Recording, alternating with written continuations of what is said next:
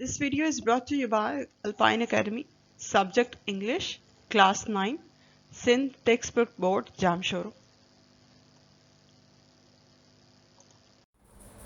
English Book 1 for Class 9.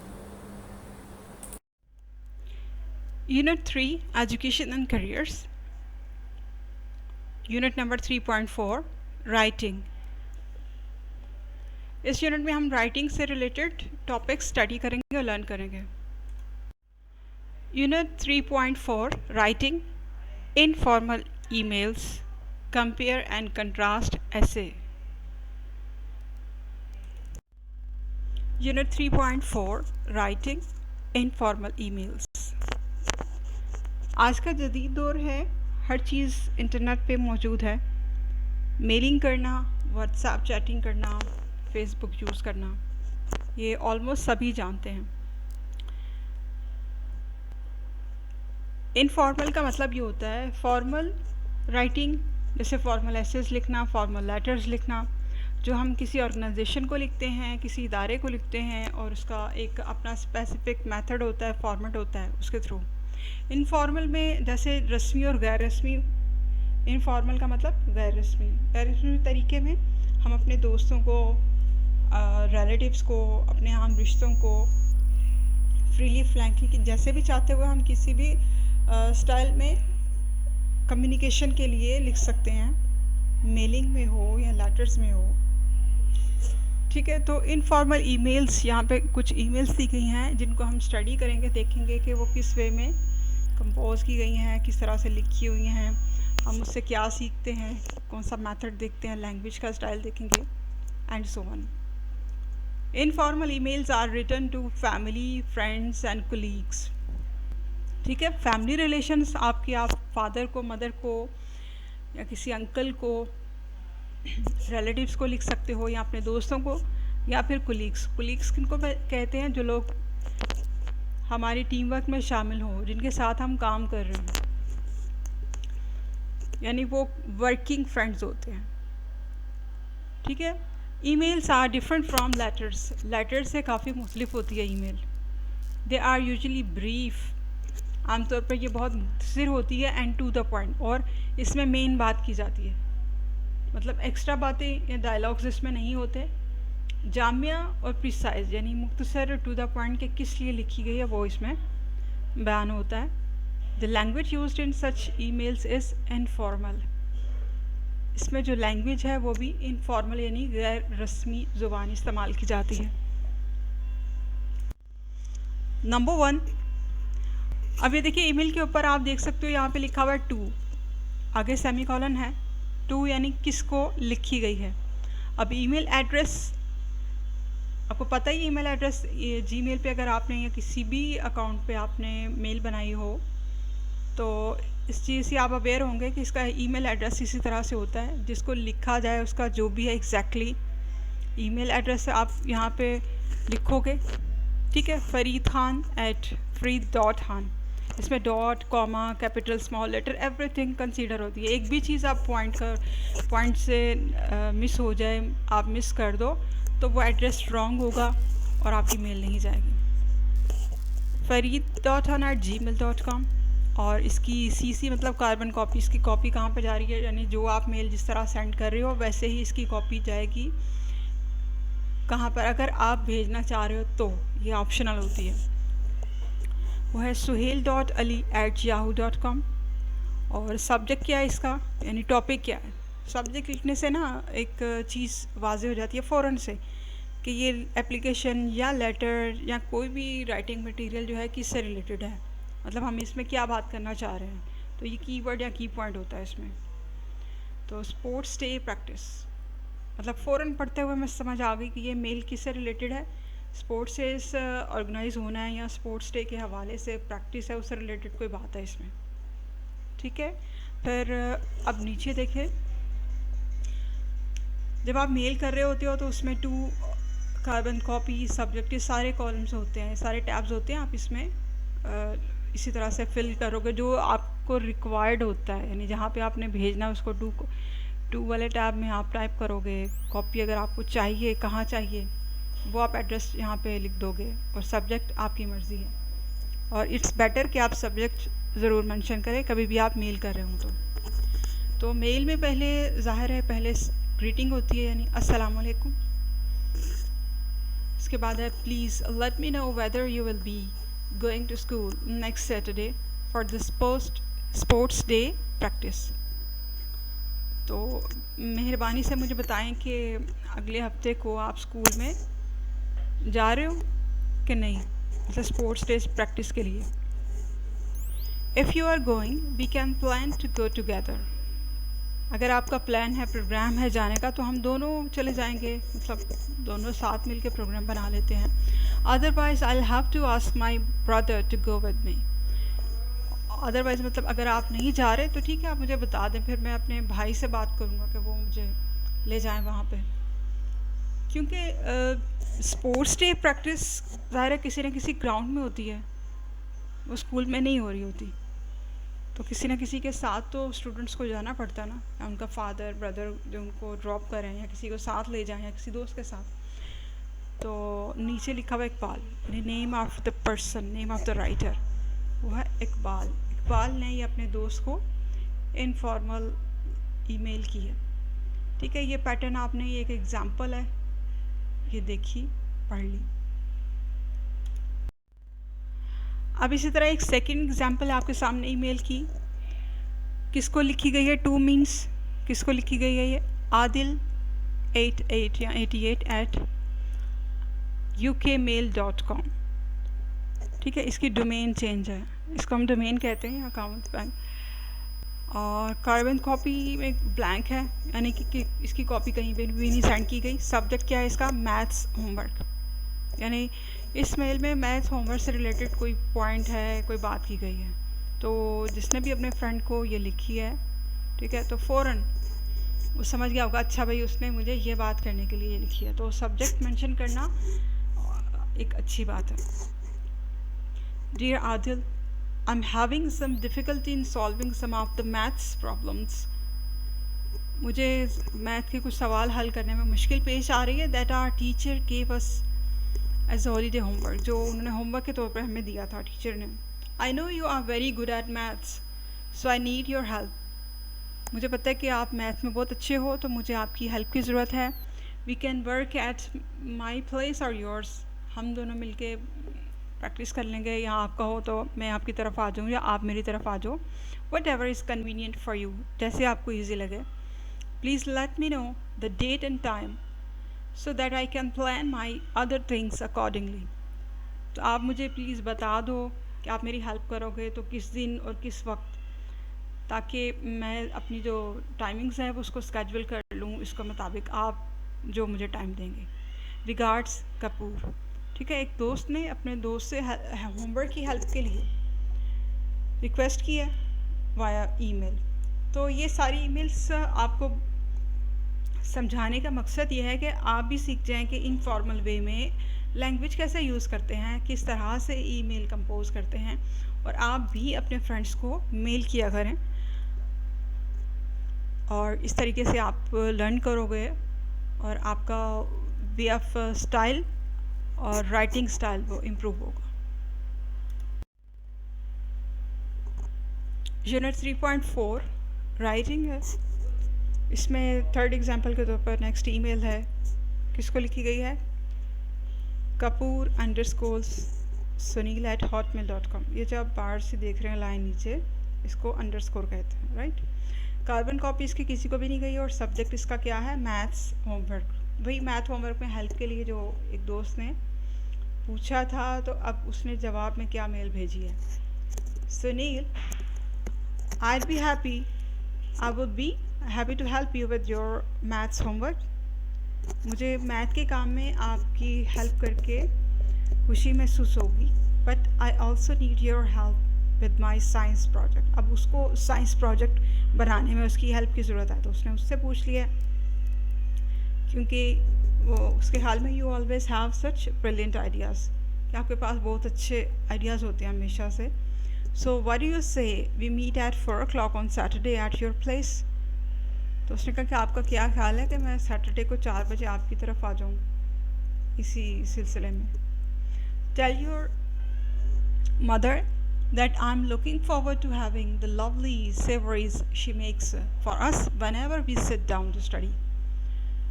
तो वह जब भी स्टडी करते हैं तो उनकी मदर उनको जो भी बड़ा बहुत अच्छा सा सर्व करती हैं, वो उस फिर से अब हम स्टडी का प्लान है तो अपनी मामा को कहना कि वो फिर से रेडी रहें। मतलब ये एक इनफॉर्मल वे होता है फ्रैंकनेस का। सी यू ऑन सैटरडे, ठीक है, फिर सैटरडे को मिलते हैं, बाय आदे। ईमेल नंबर 4, ये किसको लिखी गई है? ये ईमेल जो है बहुत सारे फ्रेंड्स को एट अ टाइम लिखी गई है। जैसे शाहिदा जी @gmail.com है, फिर ruzina.iraq @hotmail.com, yahoo.com, फिर Sita_Kumari @gmail.com, फिर Diana77 @hotmail.com। मतलब ये सारे डिफरेंट नेम्स हैं, ठीक है।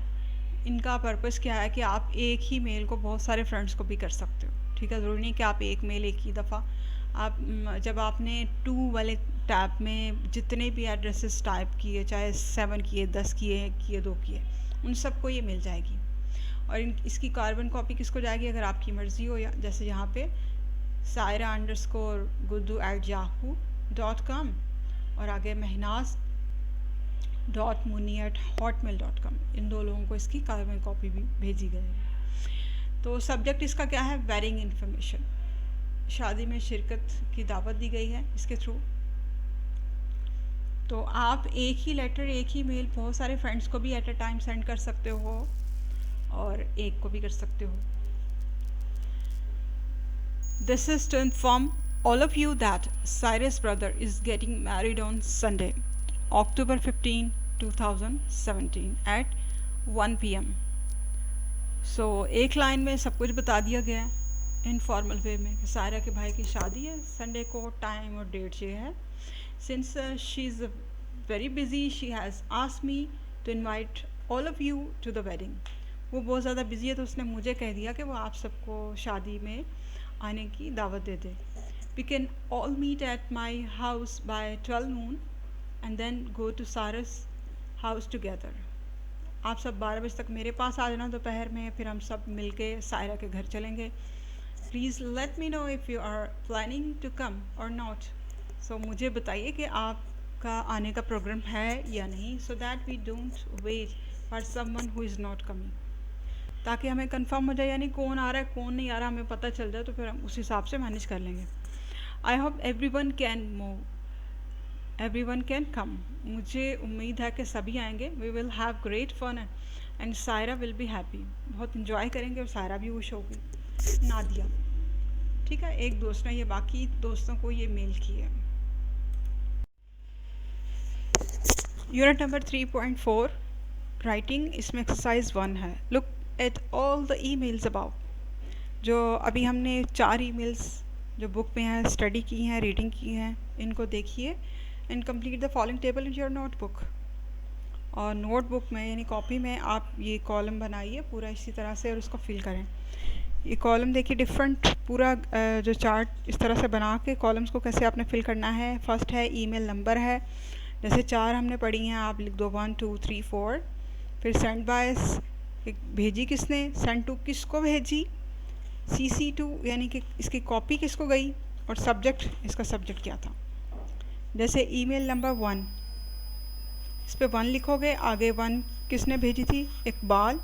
सेंड टू किसको भेजी, 2 वाले टैब में देखें क्या लिखा हुआ है, fareed.khan@gmail.com। फिर इसकी कॉपी किसको गई, इसकी कार्बन कॉपी किसको गई, suhail.ali@yahoo.com, ठीक है। और सब्जेक्ट क्या है इसका, सब्जेक्ट है इसका स्पोर्ट्स डे प्रैक्टिस, ओके। अब सेकंड पे आ जाइए, ईमेल नंबर 2 लिखने के बाद आप 2 को देखें, ठीक है। सेंड बाय, ये किसने भेजी थी, देखें लास्ट पे लिखा हुआ नाम कपूर। सेंड टू भेजी किसको है, 2 में देखिए क्या लिखा हुआ है यहाँ पर, adil88@ukmail.com। इसकी कार्बन कॉपी किसी को भी नहीं गई, इसलिए यहाँ पे क्रॉस लगा दें। और सब्जेक्ट इसका क्या है? सब्जेक्ट है मैथ्स होमवर्क। अब आ जाइए नंबर 3 पे। नंबर 3 वाली सेंड किसने की है? आदिल ने। और किसको की है? सेंड टू में क्या लिखा हुआ है देखें, ईमेल नंबर 3 में लिखा हुआ है, बुक में देखिए, kapoor_sunil@hotmail.com। ये एड्रेस लिख दें। उसके बाद इसकी कॉपी किसको गई? किसी को भी नहीं, क्रॉस लगाएं। और सब्जेक्ट क्या है इसका? इसका भी सब्जेक्ट है मैथ्स होमवर्क। फिर ईमेल नंबर 4, ठीक है, सेंड बाय किसने भेजी है? नादिया लिखा हुआ है लास्ट में नेम सेंडर का। फिर सेंड टू यानी किसको भेजी गई। अब 2 में आपने ये सारे लिखने हैं जितने भी ये मेल नंबर 4 में एड्रेसेस थे ना, वो सारे आपने लिख दिए हैं। जैसे शाहिदा जी @gmail.com, रोज़ीना, वहाँ से लेके लास्ट तक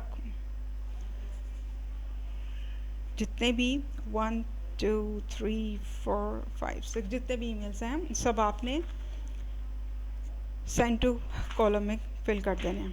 उसके बाद है इसकी कार्बन कॉपी कहाँ गई? इसकी कॉपी गई सायरा_गुड्डू और महनाज, दोनों पूरे के पूरे कंप्लीट ईमेल एड्रेसेस दोनों लिखने हैं। उसके बाद सब्जेक्ट क्या था इसका? इसका सब्जेक्ट था वेडिंग इनविटेशन। ठीक है, इस तरीके से आपका ये कॉलम या चार्ट पूरा कंप्लीट हो गया। After you have completed work with your partner, जब आप पूरा ये कंप्लीट कर लो, लिख लो सारा, फिर अपने फ्रेंड के साथ बैठ के मिल के काम करो, स्टडी करो। क्या करना है आपको? Read the above informal emails. फिर से आप इन ईमेल्स को पढ़िए जो दोस्तों को लिखे गए हैं। Note the differences of conventions, vocabulary, style and tone. अब मिल के ना ज़रा नोटिस करें कि हर ईमेल में कुछ ना कुछ डिफरेंस है। जैसे वोकैबुलरी, अल्फाज कौन से इस्तेमाल किए गए हैं, बात करने का अंदाज़ क्या है, टोन कैसी है, ठीक है। और डिस्कस द फॉलोइंग एस्पेक्ट, ये वाले एस्पेक्ट्स आपने, ये वाले पहलू जो हैं उनको डिस्कस करना है दोस्त के साथ मिलके, ताकि आप अच्छे से सीखें कि इनफॉर्मल में कोई फॉर्मेट नहीं होता, फिक्स नहीं होता कि ज़रूरी आपने ऐसे लिखना है। एक जस्ट एस्टिमेशन होता है कि ईमेल ऐसे लिखी जाती है। मुख्तलिफ़ तरह की ईमेल्स हैं और डिफरेंट पर्सनस ने लिखी हैं, तो हर पर्सन का एक अपना स्पेसिफ़िक अंदाज़े बयां होता है, उसके मुताबिक वो अपने अल्फाज को लिखता है या क्रिएट करता है और अपने अंदाज से बात करता है। कोई बहुत ज़्यादा क्रिएटिव होता है, कोई बहुत ज़्यादा जो रिस्पेक्ट में लिखता है, कोई बहुत ज़्यादा फ्रैंकनेस में लिखता है। तो ये ज़रूरी नहीं कि ऐसे ही लिखें, जैसे किसी की नेचर हो वो थोड़ा बहुत डिफरेंस ज़रूर उसकी राइटिंग में भी उसका डिफरेंस ज़रूर आता है। तो रीज़न ये है कि हर एक में ये डिफरेंस है। जब आप लिखोगे एक ईमेल और आप अपने दोस्त से कहोगे कि वो लिखें, तो दोनों में अप्रॉक्सीमेटली तो एक सा होगा, लेकिन कुछ ना कुछ डिफरेंसेस ज़रूर होंगे। तो आपने कौन से एस्पेक्ट्स को पॉइंट आउट करना है इसमें? Do all the emails begin in the same manner,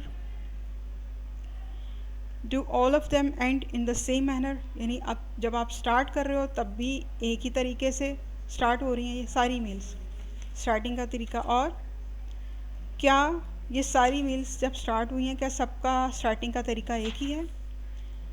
जैसे किसी में बिल्कुल ग्रीटिंग नहीं है, थर्ड वाली में देखें वो डायरेक्ट उसने सुनील का नाम लेकर स्टार्ट कर दिया। एक में सलाम ली हुई है ईमेल नंबर 1 में, अस्सलाम वालेकुम। एक में उसको डियर आदिल करके कहा गया है, और एक में बिल्कुल जैसे एक नोटिस होता है ना कि this is to inform you all, किसी को भी मुखातिब नहीं किया गया, सबको एक साथ बता दिया गया। तो ये डिफरेंट अंदाज है, ठीक है, चारों में डिफरेंस है और एंडिंग भी इनकी डिफरेंट है। फिर देखिए नेक्स्ट पॉइंट क्या है कि how is the style of these emails different from a letter to a friend. जब हम एक दोस्त को ख़त लिखते हैं, क्योंकि लेटर राइटिंग भी हमें आती है, वो भी हमने अक्सर की हुई है, क्लासेस में आप लोगों ने की होगी। तो लेटर राइटिंग यानी वो भी इनफॉर्मल लेटर ही होता है, एक दोस्त को ख़त लिखा जाता है। लेकिन ईमेल में और उसमें फ़र्क होता है। मेन फ़र्क तो यही है कि ये प्रिसाइज़ है, टू द पॉइंट, बात शॉर्टली की जाती है, सही है। और इसके कुछ कॉलम्स है फिक्सली जो हमें प्रोवाइड करने होते हैं, जैसे एड्रेस कहाँ जा रहा है, कब जा रहा है, ठीक है, मेलिंग में। और लेटर को हम जितना मर्ज़ी चाहे एक्सीड कर सकते हैं, वैसे तो मेल को भी कर सकते हैं, लेकिन ट्रेडिशनली यही है कि मेल्स शॉर्ट होती हैं, प्रिसाइज होती हैं। वैसे भी आपने लेटर भी लिखा होगा, आप अब ईमेल को पढ़ रहे हो तो आपको कौन से डिफरेंस नज़र आ रहे हैं, डिफरेंसेस, आपको क्या चीज़ें फ़र्क में महसूस हो रही हैं। फिर नेक्स्ट एस्पेक्ट है, is the language use and vocabulary same और डिफरेंट, यानी इसमें जो लैंग्वेज इस्तेमाल हुई, जो वोकेबलरी हुई है, वो भी सब में मुख्तलिफ है। कैसे है? ज़ाहिर है किसी में ना हमें ज़्यादा रिस्पेक्टेड लग रही है, किसी में फ्रैंकनेस ज़्यादा लग रही है, किसी में जैसे जस्ट नोटिफाई कर दिया जाता है। फिर did you notice what is written in the subject line? Subject line जो है या सब्जेक्ट टैब जो है, इसमें क्या टाइप हुआ है वो आपने नोटिस किया? बिल्कुल किया। और ये बिल्कुल हमें की इन्फॉर्मेशन दे देता है कि ये जो नीचे लेटर है या ईमेल है किससे रिलेटेड है। तो आप इन सारी चीज़ों को सोचते हुए इन ईमेल्स को डिस्कस करें। डिस्कशन करने से आप मज़ीद इन मेथड को समझोगे और आप भी इस काबिल हो जाओगे कि आप भी एक अच्छी ईमेल टाइप कर सको, बना सको, और फिर प्रैक्टिकली आप इसको करके भी देखें।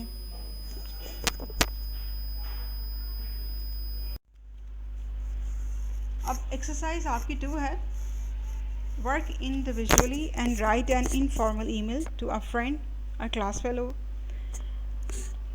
वर्क इंडिविजुअल का मतलब ये है कि आप खुद अकेले ही काम करें, ग्रुप स्टडी में नहीं। आप खुद एक ईमेल लिखें, इनफॉर्मल ईमेल, इसी तरह की जैसे आपने पढ़ी हैं इसी चैप्टर में। तो आपने लिखनी है किसी क्लास फेलो को या फिर किसी और दोस्त को, आस्किंग और रिक्वेस्टिंग, या आप उससे पूछें या आप उससे कोई रिक्वेस्ट करें, क्या, for something that you need, क्या आपको किसी चीज़ की ज़रूरत है, तो किस सिलसिले में आपको उसकी हेल्प चाहिए। आप टॉपिक इसका थोड़ा सा चेंज करें, वेज की गाइडेंस आप इन एग्जांपल्स से लें जो कि बुक में दी गई हैं। Follow the format given in the emails above, फिर जिस तरीके से ये फॉर्मेट दिया गया है ईमेल लिखने का, इसी को फॉलो करते हुए आप अपनी ईमेल लिखिए, कंपोज करें। वंस यू हैव कंप्लीटेड, एक दफ़ा आप कंप्लीट लिख लो, edit your work for correct spellings, grammar and punctuation. फिर इसको एडिट करो, रीचेक करो कहाँ पे मिस्टेक है, कोई स्पेलिंग तो गलत नहीं, पंक्चुएशन मिस्टेक तो नहीं कहीं। Also check to see that it is an informal email and not a letter. फिर इस चीज़ का भी ख्याल रखिए कि ये एक ईमेल की तरह ही लग रही है ना, लेटर तो नहीं हो गया।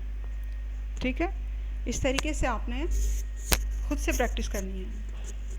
फिर next, exchange your email with your partner, फिर अपने दोस्त से एक्सचेंज करें, यानी उसने भी कोई लिखी होगी आप उसकी लें और अपनी लिखी हुई ईमेल उसको दें। Read each others work and give useful feedback, आप उसकी पढ़ेंगे तो उसको बताएं कि ये अच्छा है या ये नहीं सही, तो आप इसको इस तरह कर सकते थे। इसी तरह आपका जो सेकंड फ्रेंड है वो आपकी ईमेल पढ़ेगा और आपको सजेस्ट कर सकता है कि आपने ये अच्छा किया, ये नहीं किया। तो दोनों की वैल्यूएशन से क्या होगा कि आपका सीकिंग नॉलेज जो है वो बढ़ेगा, इंक्रीज़ होगा, स्किल्स बढ़ेंगी आपकी, तो आपकी मज़ीद करेक्शन हो जाएगी और आप ज़्यादा सीखोगे। Make changes in your email after you receive feedback if needed. अगर आपका दोस्त आपको रेकमेंड करे कि भाई ये सही नहीं है, इसको ऐसे चेंज कर लो या इस तरह से कर लो, फीडबैक मतलब वो चेकिंग के बाद जो भी रिस्पॉन्स दे आपको, यहाँ से आपने ये अच्छा किया पर ये नहीं, इसको ऐसे कर लेते या ऐसे कर लेते, तो आप अगर ज़रूरत हो तो आप उसके मुताबिक अपने काम को फिर से एडिट कर लें, यानी कि रीचेक करें। सो एक्सरसाइज 3 क्या है? एक्सरसाइज 3 ये है कि read the following compare and contrast ऐसे। नीचे एक ऐसे दिया गया है बुक में, ठीक है।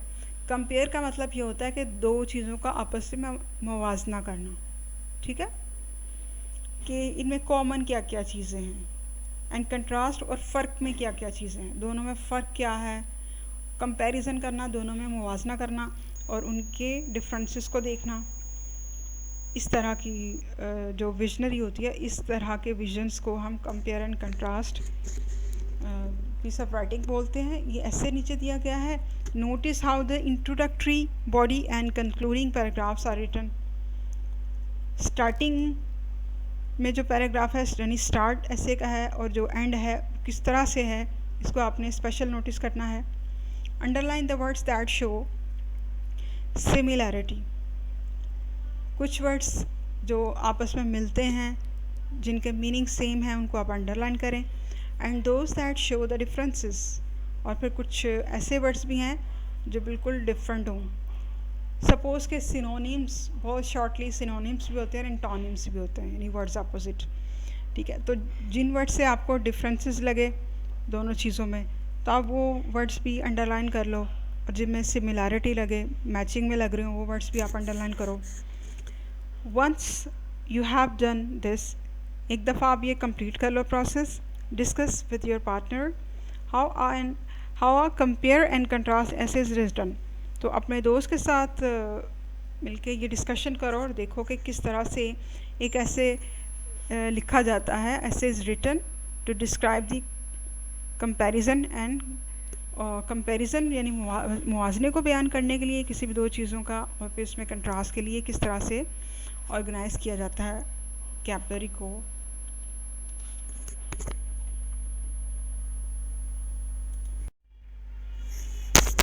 Unit number 3.4 writing, autumn versus spring. ये नाम से ज़ाहिर हो रहा है कि ऑटम, दो सीज़न स्प्रिंग और ऑटम, इन दोनों का कंपैरिजन किया जा रहा है और कंट्रास्ट इसमें दिखाया जा रहा है। There are 4 seasons in a year, spring, summer, autumn and winter. साल में 4 मौसम होते हैं, मौसम सरमा, मौसम गर्मा, बहार और खिज़ां। But when it comes to culture and practices, one often sees 2 seasons receiving more attention than the others. लेकिन जैसे कि हमारे कल्चर में, ट्रेडिशन में है, यहाँ हस्बे आदत, हस्बे मामूल, 2 मौसमों को सबसे ज़्यादा नोटिस किया जाता है। These 2 seasons are spring and autumn. ठीक है, मौसम बहार और खिज़ां। In many parts of the world, the arrival of these 2 seasons is celebrated in various ways. दुनिया में मुख्तलिफ़ जगहें इस तरह की हैं जहाँ मुख्तलिफ़ तरीक़े से इन दोनों मौसमों को स्पेशली सेलिब्रेट किया जाता है, इंजॉय किया जाता है, उनको मेमोरेबल बनाया जाता है। However, these are obvious differences between the 2 seasons. लेकिन ताहम इस तरह से है कि इन दोनों मौसमों में, इन दोनों सीजन्स में काफ़ी फ़र्क है। Spring, Spring is the time of the year when the weather is considered as absolutely perfect. मौसम बहार का मौसम वो वक्त होता है जब मौसम और बहुत अच्छा समझा जाता है, कि ऐसे जैसे परफेक्ट हो, हर चीज़ बहुत अच्छी इसकी लगती है। Because the air is still cool, हवा ठंडी होती है, yet it's pleasantly cool, खुशगवार हद तक ठंडी होती है। A coolness that allows one to enjoy the weather. ऐसी ताज़गी होती है, ऐसी ठंडी हवा होती है कि जैसे मौसम को इंजॉय किया जाए, without getting cramped due to the cold और exhausted due to the heat. यानी ना तो इसमें बहुत ज़्यादा ठंड होती है और ना ही बहुत ज़्यादा गर्मी होती है जो कि थका दे, यानी एक्सट्रीमिज़म कुछ भी नहीं होता इसमें, शिद्दत ना गर्मी की ना सर्दी की, बड़े इस लेवल के ऊपर अमलगमेशन होती है, मॉडरेशन होती है वेदर की, कि ये हर लिहाज से सूट करता है हर पर्सन को, और हर कोई इसको एंजॉय करता है, इस कैफियत को। The spring season is also associated with rebirth. मौसम बहार को जैसे रीबर्थ के नाम से भी मुंसलिक किया जाता है। रीबर्थ से मुराद ये है कि हर चीज़ नई होना, फिर से नई हो जाना। जैसे नए पत्ते आते हैं ख़िज़ा में जो झड़ गए हों, फिर नए फूल आते हैं, सरसब्ज़ और शादाबी, ये चीज़ फ्रेशनेस, ये सब कुछ बढ़ जाती है इस सीज़न में। This is the time of the year when winter comes to an end. साल में ही इस वक्त में जो सर्दी का मौसम है बिल्कुल एंड पे हो जाता है, and activity begins in plant, animal and human life. और मज़ीद जो एक्टिविटीज़ हैं वो लिविंग ऑर्गेनिजम्स के अंदर स्टार्ट हो जाती हैं। One can see new leaves on plants and colourful birds on trees that slowly change to green. नए पत्ते और नए पौधे आते हैं, ग्रीनरी, फ्लावर्स, ये वो सब कुछ रिफ़्रेश हो जाता है। एनिमल्स दैट स्लीप और slow down there activities in winter, वो जानवर जो कि सो जाते हैं, या कुछ अक्सर जानवर बहुत लंबे अरसे तक सोए रहते हैं सर्दी के मौसम में, और या कुछ ऐसे जिनकी एक्टिविटीज़, सरगर्मियाँ बहुत हद तक सुस्त हो जाती हैं सर्दी के मौसम में, स्टार्ट बिकमिंग मोर एक्टिव, अब ज़्यादा एक्टिव होना शुरू हो जाते हैं। Searching for food and preparing for an active summer life. फिर इस चीज़ की तलाश शुरू कर देते हैं, किसके लिए? फूड के लिए, खाने पीने के लिए, अपना बंदोबस्त करने के लिए, और गर्मी की ज़िंदगी को यानी गर्मी के मौसम को सही तौर पे मैनेज करने के लिए उसकी तैयारियों में बिज़ी हो जाते हैं। Humans also become more active, with some getting the land ready for growing crops and others doing work. इंसानों में भी कुछ तब्दीलियाँ आती हैं, जैसे वो इस मौसम में अपने आप को मुख्तलिफ कामों के लिहाज से, जैसे सीजनल काम होते हैं, जैसे फसलें वगैरह का उगाने का टाइम, और कुछ और काम जो स्पेसिफिक इस मौसम में किए जाते हैं, उनके लिए अपने आप को प्रिपेयर करते हैं, एक्टिव हो जाते हैं। That has to be done before the heat of summer drains their energy, जो कि गर्मी के मौसम से पहले पहले तक करने ज़रूरी हों। वो सारे काम और एक्टिविटीज़ इस मौसम में कर लिए जाते हैं।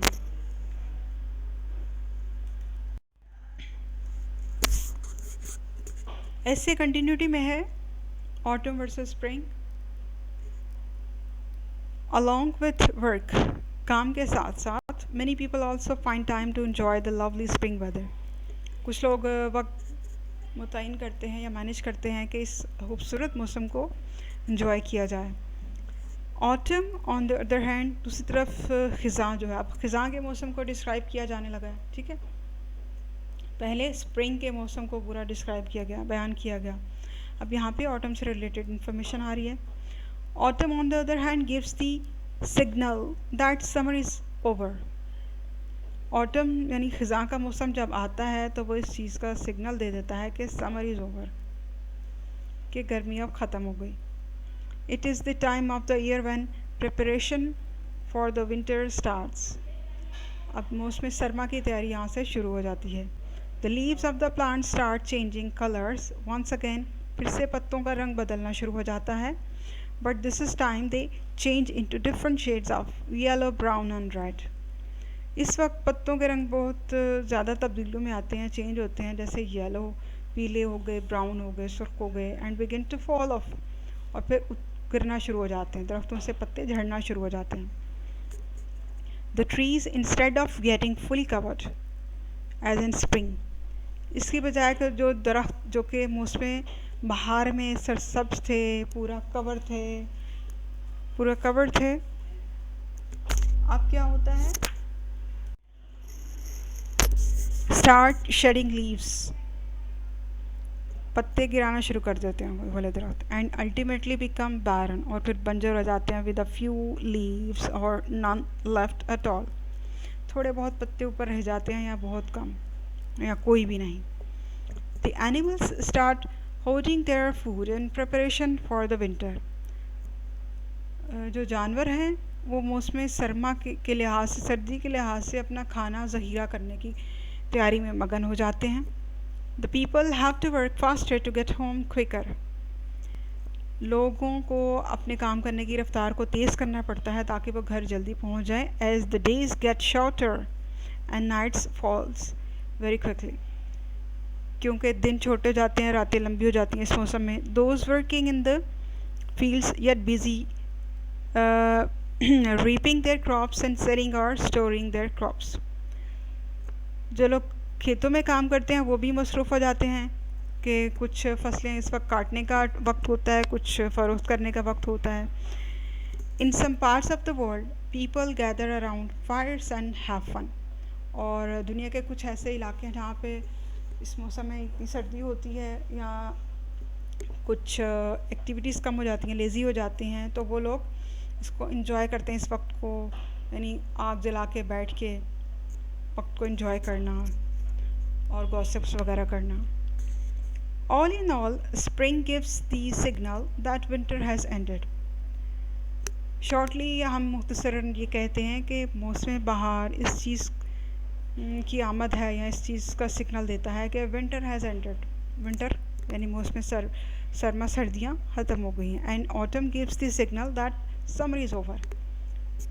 और ऑटम इस चीज़ का सिग्नल देता है कि समर यानी गर्मी ख़त्म हो गई है। With spring comes the message of a new beginning.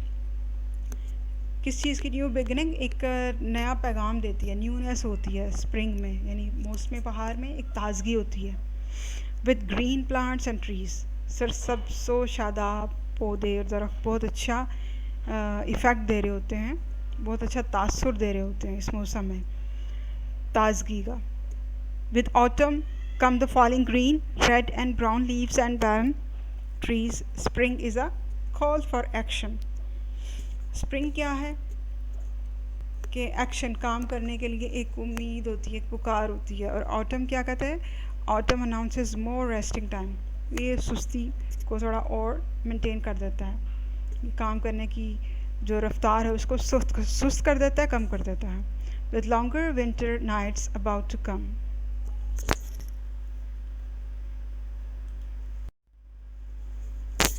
Unit number 3.4, exercise 4. Work with a partner and write a compare and contrast essay on any one of the following topics. अब आपने मिसाल के तौर पर ऊपर ऐसे पढ़ा जो कि कंपेयर और कंट्रास्ट बेस पे लिखा गया था। अब आपने भी इसी को फॉलो करते हुए, इसी से गाइडेंस लेते हुए ख़ुद से भी ऐसे कंपोज करना है, लेकिन आप इसमें ग्रुप स्टडी में भी कर सकते हो, जैसे किसी दोस्त के साथ मिल के। तो ये 4 टॉपिक्स हैं। बेटर तो ये कि आप चारों के ऊपर लिखें, हर टॉपिक पे लिख के देखें, लेकिन एटलीस्ट आप एक टॉपिक ज़रूर चूज़ करें जिस पे आप इस तरह का ऐसे लिखें। टॉपिक्स क्या हैं? समर और विंटर। ये ऑटम स्प्रिंग के ऊपर है। आप इसी तरह से इसको हल्का फुल्का चेंज करोगे, एडिट करोगे, तो वो समर और विंटर के हिसाब से चेंज हो जाएगा कि समर में ये होता है, गर्मी में ये होता है, सर्दी में ये होता है। काफ़ी ईजी है, स्प्रिंग ऑटम से भी ज़्यादा ईजी है, क्योंकि ये तो सबको मालूम है, कॉमन फैक्ट्स हैं कि गर्मी में क्या होता है और सर्दी में क्या होता है। फिर अदर ऑप्शन क्या है कि pet and wild elements. Pet animals जो घर में हम पाल लेते हैं, नॉर्मल से मासूम से जानवर होते हैं, जैसे बिल्ली है, तोता है और डॉग वगैरह, जो भी पेट, कुछ लोग और भी पेट्स रखते हैं। लेकिन वाइल्ड एनिमल्स जो जंगल में रहते हैं वो ख़तरनाक भी होते हैं। तो इन दोनों में बहुत ज़्यादा डिफरेंसेस होते हैं। You can understand and you can compose compare and contrast essay on this topic. Next है सिटी एंड विलेज लाइफ। इसमें भी बहुत ज़्यादा कंपैरिजन हो सकता है कि शहरी और देहाती ज़िंदगी में कितना फ़र्क है। और नेक्स्ट टॉपिक है good neighbours and bad neighbours. इसमें भी इजीली हम कंपोज कर सकते हैं कि हमसाए, अच्छे हमसाए और बुरे हमसाए, जिनसे हम तंग होते हैं, जिनकी आदतों से, वो बुरे हमसाए और अच्छे हमसाए अल्लाह ताला की एक नेमत होती है। तो इसके ऊपर भी आप इस तरह का कैसे लिख सकते हैं। लेकिन कोई भी जो आपको चूज़ करने में इजी लगे वो आप टॉपिक चूज़ करें, उसके ऊपर ऐसे कंपोज करें, बिल्कुल इसी अंदाज से जैसा अभी आपने बुक में पढ़ा।